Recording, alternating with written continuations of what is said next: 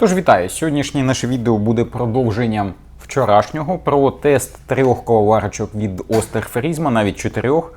Nivona 779, 670, Melitta Barista і Jura E8EB.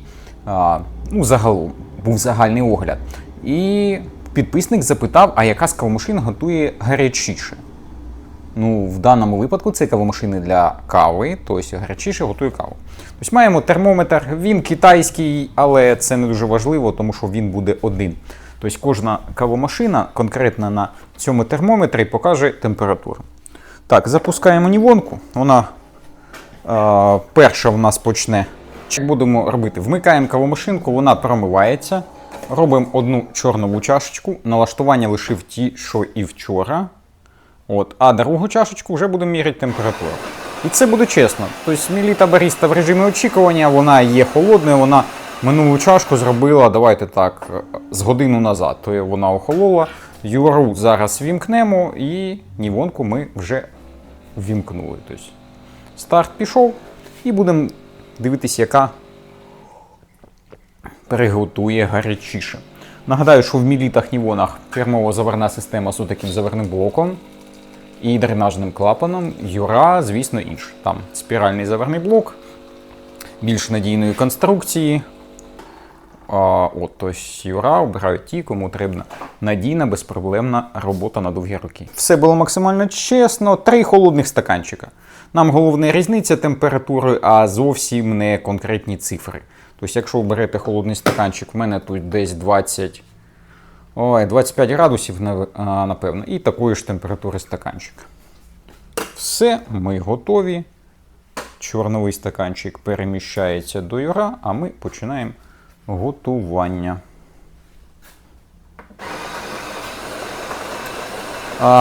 Про якість термометра. Давайте так, в мене є дике відчуття, що він десь градуса на 3-4 підбрейхує. То майте на увазі, якщо вас буде цікавить загальна цифра.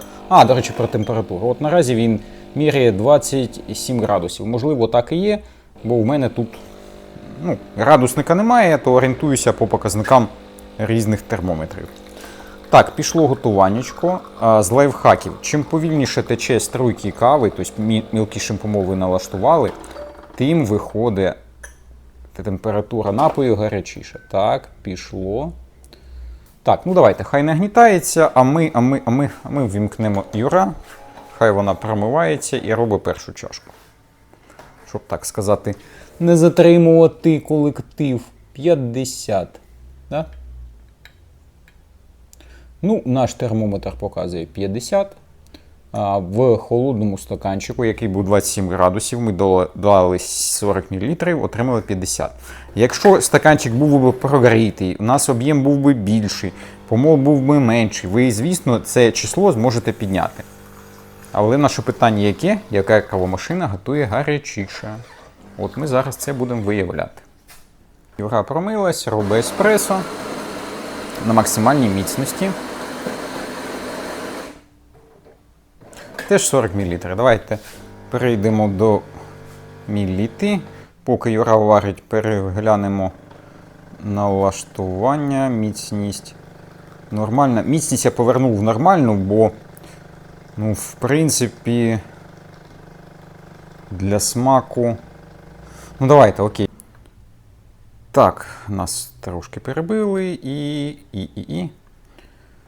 Я поставив на еспресо 4-ту міцність. Так, нормально, 4-та міцна. Все інше так. Так, Юра, тестуємо. Теж наш холодний стаканчик. Еспресо. І переставляємо поки туди наш термометр. Давайте його сполосну, щоб все було чесно. Наразі він нас показує ті самі, навіть 25 градусів. Такий. Дамо 2 градуси вгору в нівоні. Так, і зробимо одну перехідну чашечку на барісті і теж поміряємо температуру. Так, нагадаю, у нас було десь 50 в такому форматі. Я знову кажу, що це не максимальна температура напою. Не варто так рахувати, але для порівняння цього більш ніж вдосталь. Порівняння кавомашиночок. Так, Юра є. Так, поки готує баріста. Дивимося Юра.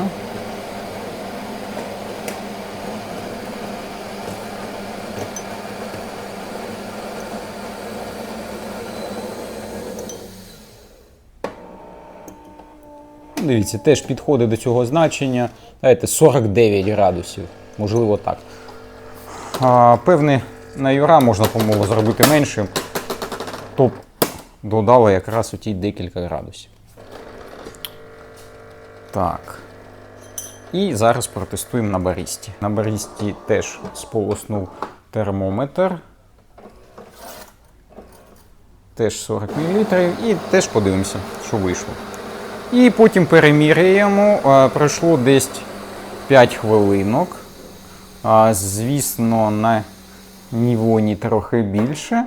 Ну так, чисто для себе заміряємо температуру, наскільки вона впала в стаканчику, якщо 5 хвилин пройшло після готування.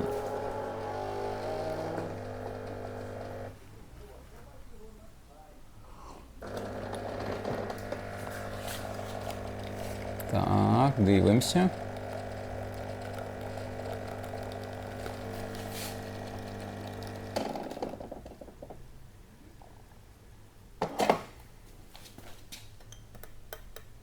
Ну, трохи більше, давайте 55, да?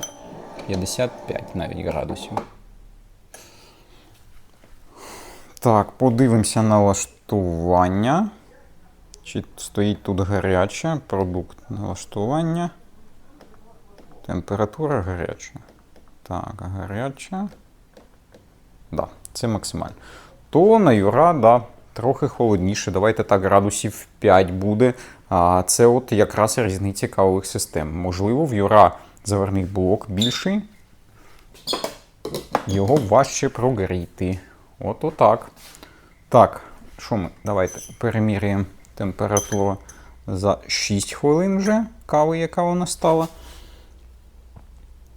40 і повзе трошки донизу.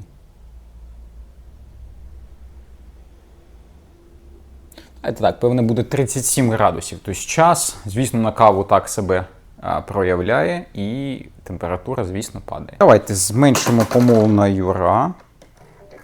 Поставимо його мінімальним. Ага, головне, щоб нам зерна стало. Так, досипемо трошки. І, як завжди, майте на увазі, що помол частково подіє, бо Юра компенсує суперкавомолкою налаштування помолу, майже з прямим виходом кавомолка.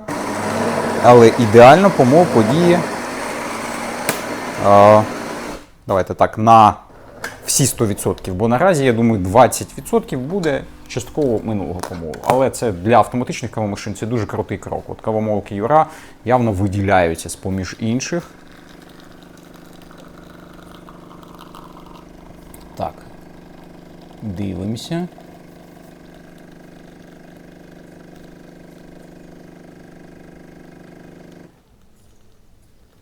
Так, що ця спроба дає? Дивіться, все окей.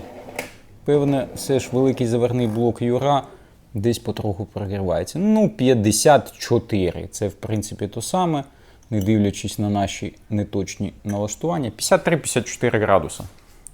От. То, в принципі, всі машини десь в проміжку 1 градуса різниці в приготуванні еспресо. І його можна одразу пити. Тобто температура повинна бути нижче, ніж 60 градусів, щоб не опалити вам рецептори в роті. І це вірно, то всі машини налаштовані на заводу для кавоманів, які роблять так, щоб ви насолоджувались смаком класного еспресо постійно, одразу, і могли перебирати суперсмаки різних кав, різного зерна, спешаліті, які, звісно, є в наявності.